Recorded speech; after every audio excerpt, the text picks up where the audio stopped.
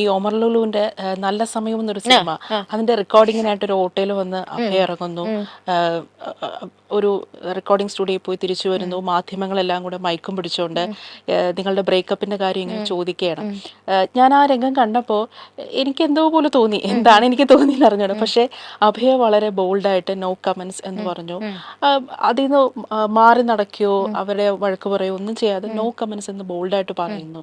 അപ്പോൾ സത്യം പറഞ്ഞാൽ അഭയുടെ ആ ഒരു സമയത്ത് ഉള്ളിൻ്റെ ഉള്ളിൽ എന്തൊക്കെയോ വിഷമങ്ങളും വേദനകളും ഉള്ളതായിട്ട് എനിക്ക് തോന്നി.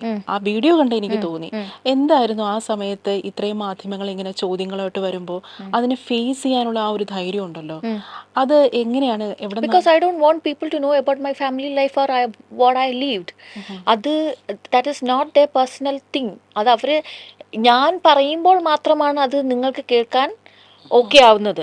അത് എൻ്റെ അനുവാദം വേണം നിങ്ങൾക്ക്. നിങ്ങൾ എന്നോട് ചോദിക്കുമ്പോൾ എനിക്കത് പറയാൻ ആഗ്രഹം ഉണ്ടെങ്കിൽ ഞാൻ അത് തിരിച്ചു പറയും.